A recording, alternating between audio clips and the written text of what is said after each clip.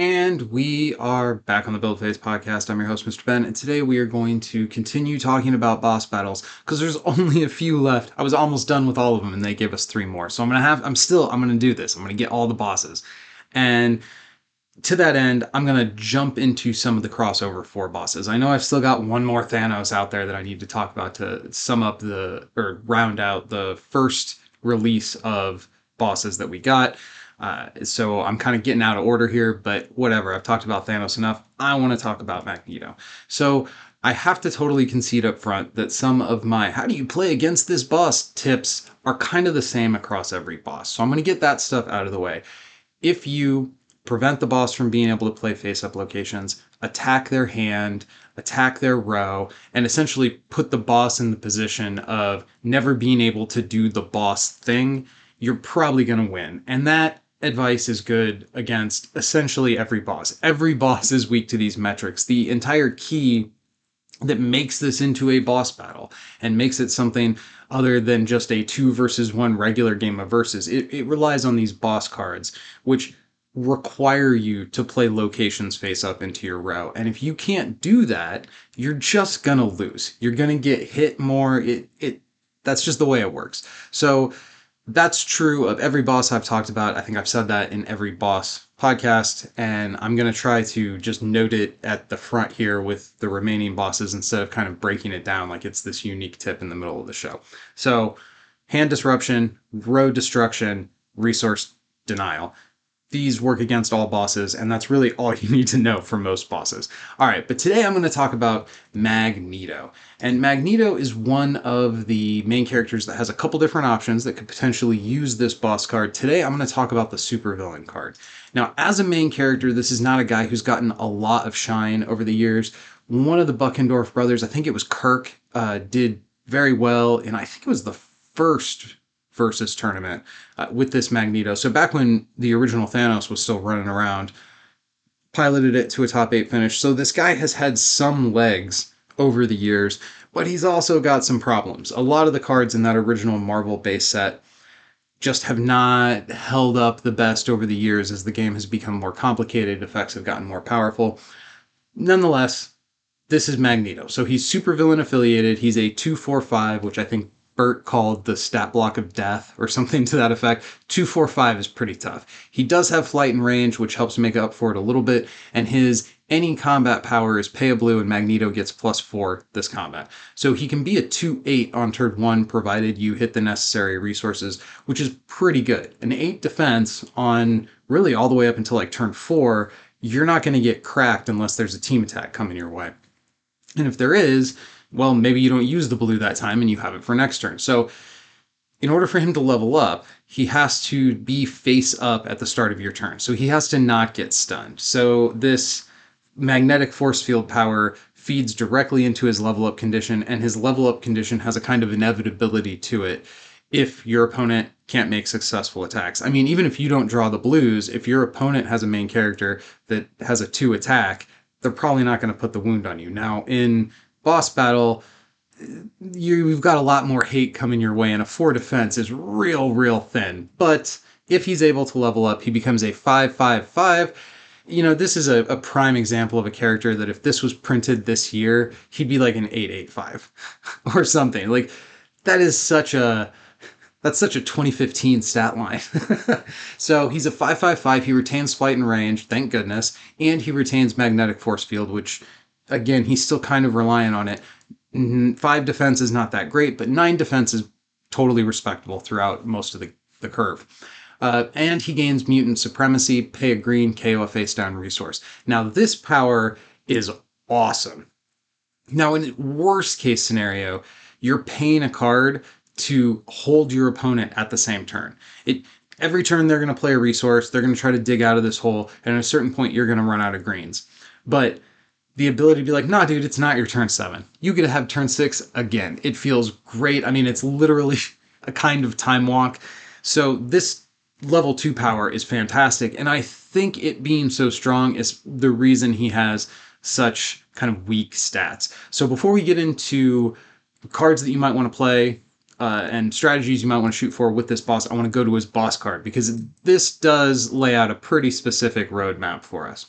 So, as all other boss cards, when you play a location face up, I know I'm going to say pay. That's not what it is, but I'm going to say it. But just to be clear, it's when you play the location face up, you are going to trigger one of these effects. It does not consume the resource. You still have the resource to spend on magnetic force field, but when you pay, I did it right there. When you play a laboratory face up, it will trigger Mightiest of All Mutants. Choose a character on your side until your next turn. It gets +4 defense and an additional +4 defense while it's equipped. I could have said spoiler alert. If you didn't know what the theme was, the word equipment has come up once. Let's count how many times it comes up. When you play a yellow, test my metal, and that's spelled like metal, like that Magneto is master of, not the way you normally hear this with like metal, METT. Anyway, I'm a nerd, I know. Draw a card, and then another for each equipped character on your side. So all bosses have something to draw extra cards, and it generally involves their yellow power. This one is a little bit bigger of an ask than some other ones. Not only do you have to have characters on your side, you have to have invested resources in putting equipment on those characters. Otherwise, this is just draw a card, which is among the weakest there are. Now, a lot of them, the bosses have play a yellow, draw a card, and if some condition is met, draw more cards. This condition, it's not impossible, but it's gonna require setup. You're gonna have to build your deck around it. When you play a green, Homo Superior, characters on your side are lethal this turn, heal a wound from each equipped character on your side. Now this power in particular, when I talked to Kirk about his Magneto deck, one of the observations that he made was that the supervillains in that base box had more multi-health characters than all the other teams. I don't remember the exact ratios, but there's Juggernaut, Sabretooth, there's a bunch of 2 health guys, and most of the other teams only had 1 health guys. So keeping the characters around a little bit longer was kind of a core part of the identity of the early supervillains team, as much as they had an identity. I get that this is one of those mishmashed teams that we get in Versus, but anyway. So giving all these characters lethal, I feel like, as somebody who's followed this game for a really long time and kind of remembers some of these early like team identities before things got so big and sprawling and crazy, having all supervillain characters get lethal feels like a callback to some of that game mechanic theming from the very early years of Versus related to this team and this character, at least in my anecdotal experience. So I think that's very cool. As far as how good it is, this is great. This is exactly the kind of power that a boss needs. You need the ability to wipe the player's boards every turn, essentially, or as often as possible. So giving every character on your side lethal is fantastic. It does, of course, require you to have characters, but so does all these other powers that Magneto has. You're going to have to build this deck with, like, locations, characters, and equipment. Like you build every deck. I don't know that you're going to have a lot of room in here to be able to fit in plot twists, though, which is not the best situation for this guy to be in, especially having access to Trickster God as a plot twist for Magneto. You can give yourself, +4 defense and then play Trickster God, and now instead of having 9 defense, you've got 9 attack. That's really good for some surprise, like burst, a little bit of reach. But everything on this boss card is saying you need to have characters and they need to be equipped in order to get value out of these things. I don't know how much room you're going to have in this deck for plot twists. Okay, last basic is skill. This is the red. It's called Heavy Metal. You KO an enemy equipment. Search your hand, deck, and KO pile for an equipment and reveal it, then play it for free and put it into your hand. When you play either Asteroid M or the Vault, in the case of the Magneto we're talking about today, it would be the Vault. You choose 2 different effects from above. So that's really boring compared to what the wildcard location does for some of the other bosses. This one feels like, but I think it kind of works. All these basic powers for Magneto really fit with the character. I don't think he necessarily needed some extra little push, like the wild card power for the Leviathan Mom lets you like pull a wild Leviathan out of the deck. Like, I think it's okay that they went this route with this character, although of course we don't want to see bosses where this is what the wild card does, just as standard. That would get real boring real fast. But for Magneto, I think this works pretty well. This is a tight 4-power card, and I think that's fine.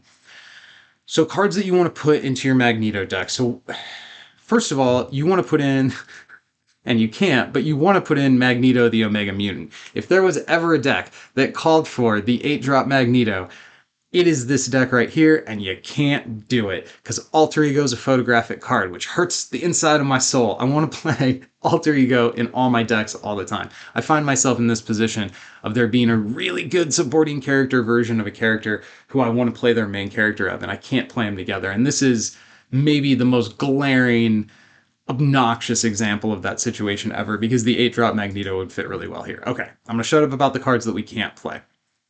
I definitely think Toad is worth a look at here. While he's maybe not like the best character ever, he is a 2/5/2 and gains that extra hit point while you control a Magneto, so he becomes a 2/5/2/2. That's okay. I mean, I get that he's not going to be able to team attack with your Magneto, which is a bit of a bummer. But he can fly over somebody. Swinging for 5 on turn 2 feels pretty good. He's probably going to stun 2 things. Obviously, him as a team attacker on the Brotherhood affiliated Magneto feels a little bit better, but I think he might still make a slot in my Magneto deck. Now we come to every other decision in the deck, and I think the best way to think about this main character is going to be from the perspective of what equipment are we running. So first of all, we need to have low-cost equipment. Well, it might be cool to have Serpent Crown or some of the gems in the deck. Something like that could definitely fit. It can't be the main focus because we need to have low-cost characters. Probably we want them to have multiple health, and we definitely want to be able to get equipment on them early in the game to be able to get maximum benefit or at least squeeze some value out of these boss powers. So when I'm thinking about low-cost teams that have equipment, Shield just leaps to my mind. I've made no secret that I think Agent's one of the best, if not the best, keywords in the game. It's certainly my personal favorite keyword, although I can entertain arguments there are other keywords that are objectively more powerful. That said, I love being able to pick the order of the cards on the top of my deck, scry for all you Magic fans out there. And the way Agent works, you've got a bunch of characters, like you want to play a bunch of little dudes. Now, they're not all going to be multi-health. Some of them are going to die. I mean, Fitz and Simmons tend to stick around, but like they're a lightning rod. People want to hit that card. And they open up your ability to have like the Quinjet and then the Blaster. The problem I see here, though, is I don't think we're really getting full value out of the Blaster. What's it actually called? Let me look this up. Okay, it's the Plasma Beam Handgun, not the Blaster. Sorry, that's confusing. The Plasma Beam Handgun is the one-cost equipment that is Shield affiliated, and while it would kind of fit here, gives people range, a little bit of extra attack. Magneto could certainly use a little bit of extra attack. The pay a red to KO an enemy equipment power that's on this card just doesn't... Like, we're KOing equipment when we put reds in play.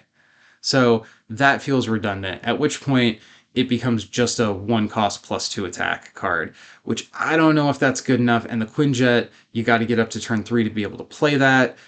How much value have we wasted on turns 1 and 2 with regards to not being able to get equipment onto Magneto? So I'm not, as much as I love Shield, I'm not sure that they're the way to go. Either of the registration teams have some cheap equipment. Putting equipment on other characters like the anti-reg Electron Scrambler, that's not super helpful to Magneto. So maybe anti-reg is not the way to go. The Symbiotes and Spider Friends each have some equipment cards, but Spider Friends, the web cartridges are going to be tough to play unless you're playing specific characters. And really with Symbiotes, it's a handful of one-of-a-kind characters, so that kind of rules them out. So I'm narrowing down closer and closer to Predator. I know everybody's like, dude, just say Predator. So Predator is definitely a team that I think splashing in here, and with how strong Primeval Hunter always is, I know it's boring to talk about it, that's certainly something you got to take into consideration. And I think Predator, potentially Prey could fit in with the minigun, but that feels a little late. But if you can get people in the KO pile, then you get the minigun discount, so it's not so bad, but it's still probably a little late. The company also has a couple of equipments. The I'm drawing a blank on the team now. The one with Dark Beast, the bad guys in the Utopia box. What is that team called? Hammer. Those guys have their equipment, but you don't equip them to anybody. They're machines, so they just kind of sit there and do their own thing. Magneto specifically is going to be checking for equipped characters. So I think this is a really long-winded way of me working my way down to I think Predator is probably the way to go. With the combi sticks, the smart discs, the active camo, all these things fit into Magneto's plan, Magneto's plan of wanting to stay face up, be harder to hit. Like you put active camo on this guy, and now you've got a 10 defense main character on turn 2 or whenever active camo comes online. What does it cost? 1? Yeah. So there's a bunch of cheap equipment. I think that might be the best way to go as far as your early game with trying to get Magneto established and try to like squeeze value out of these powers. Now, as you creep up the curve, I can't help but notice how awesome it would be to have Hyperstorm hit the board, because that pig green KO a resource, Hyperstorm can copy that because it's a printed power. If I'm remembering how the rules change with power exchange go, pretty sure he can copy that because it's a printed power. And then you get to do that twice. And then maybe you can use Monarch and flip a bunch of cards up. So that would be fun. Even if the Hyperstorm thing doesn't work, and they changed so many rules, I apologize if I'm getting the rule wrong and he's not allowed to copy main characters anymore. But even if that doesn't work, having a late game Monarch come out and flip a bunch of cards face up again, which can allow Magneto to use his green power again, but it can also allow him to use his med kits again, which can offset one of the weaknesses of this character, which is his 5 health. Now, of course, in boss battles, you get overwhelmed. Like, I've played enough of them now against people who are really trying to kick my butt to kind of get the idea of how boss battles go. So it's going to be tough for Magneto to get totally established in like a hyper competitive environment. But going this guy, if you build a quality Magneto deck and you go up against just 2 random decks, which I think is how super. Hold on, I'm getting off topic. I will talk about boss battles in general in a later show. I have lots of comments on that, but I don't want to do that here. So I do think this Magneto deck looks fun. I'm disappointed that this guy wasn't available for us to play in the Build Phase League. Thanks again to Jason for running that, where we did the boss battles. I think he would have been a really good fit there. As far as characters, you're going to want to have stuff that has multiple health, and you're going to want to have stuff that slows down your opponent. So Iceman checks that second box all over the place. He's kind of like the cliche one drop when you're trying to slow down your opponent.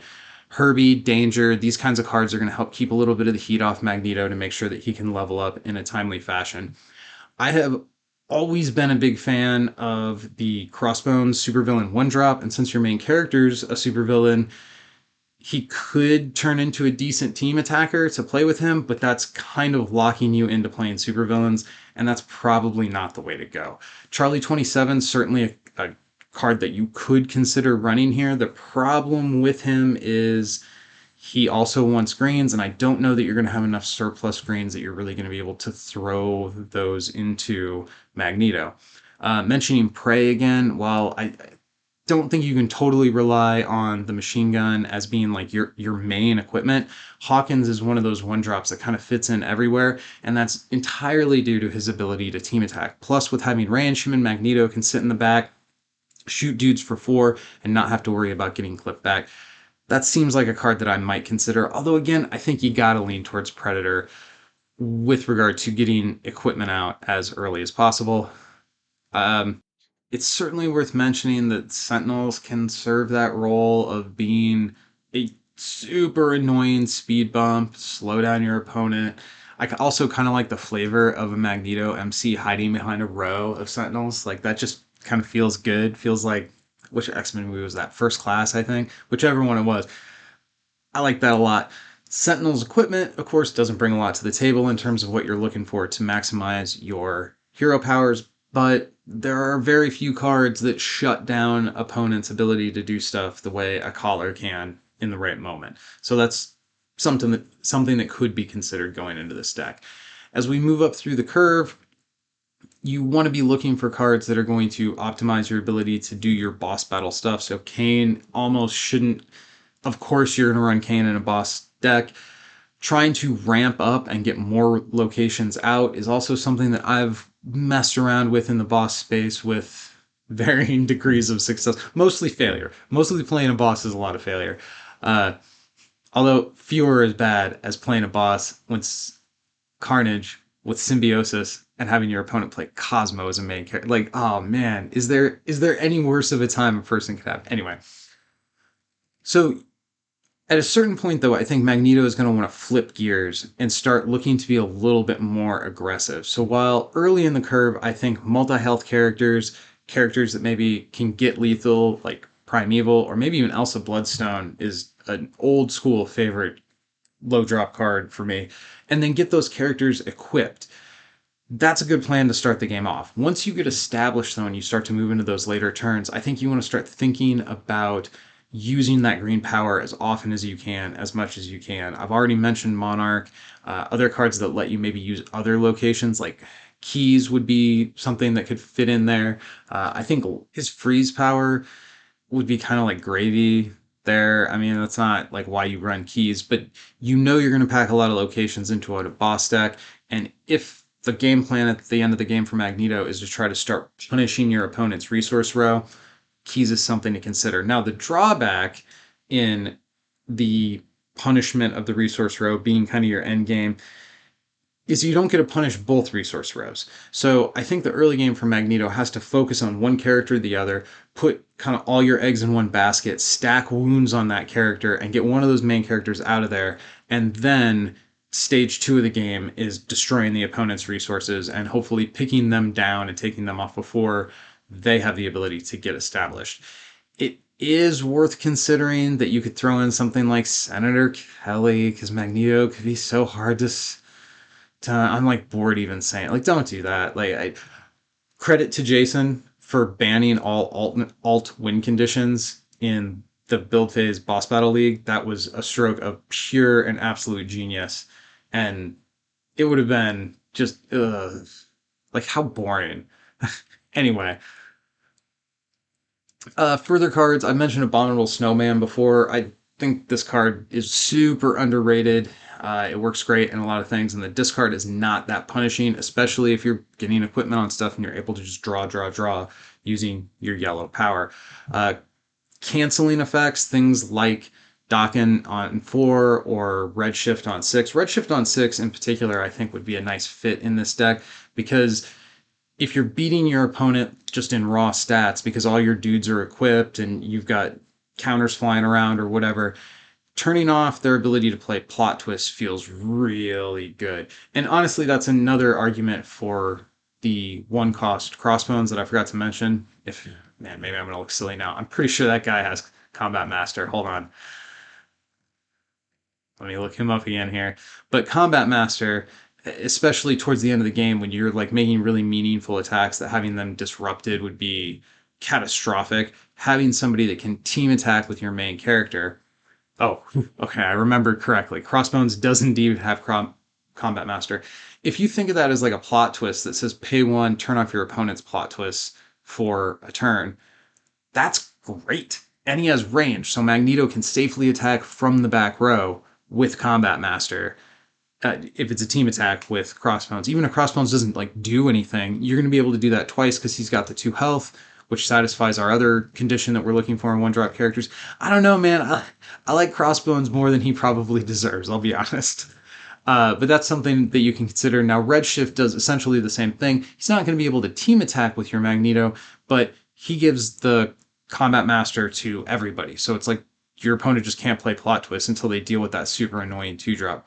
Since we mentioned a couple of heralds already, of course, if you're doing a boss battle thing, you could, with all the extra card draw, you could really kind of try to lean into ramp and get out of Galactus, and some of the heralds that we've mentioned fit into it, but I don't know, Galactus is a little bit of a snooze fest for me too. Overall, I think this guy has a lot of promise. I think these newer, but like as the newer bosses have come out, they've gotten better. They're a little bit more exciting. And I think that's positive. Like, I hope the boss battle space continues to be something that Super Awesome Games spends time on. Even though I've got some criticisms, which I'll get into on a future show, even though I've got some criticisms, overall, I think this is a really healthy thing to have in the game. And taking the time to really dive into each of these bosses and play them and get to know them has been surprisingly fun. I spend a lot of time on this show focused on the axle of competitive play. Like I am wrapped around that axle more or less at all times. I look at every card through the framework of competitive play. And that's kind of what the show was designed to do. But I also spent a lot of time engaging with these cards in a much more casual way. And I don't know that I always hit the perfect mark of balancing between casual and try hard content when I'm trying to do, especially something like boss battles. It's like, yeah, I want to give like the best tips I can give. On the other hand, this game mode is not really designed to be optimized. So hopefully this is still fun. And with that, I'm going to say thanks to our patrons. As always, if you like what we're doing here, you can support it at patreon.com/thebuildphase. Special shout out to Brad, Jason, Justin, Patrick, Peter, Roland, Patrick for helping us keep the lights on. And if you want to join the coolest clubhouse in Versus, that's patreon.com/thebuildphase. All right, go win some games.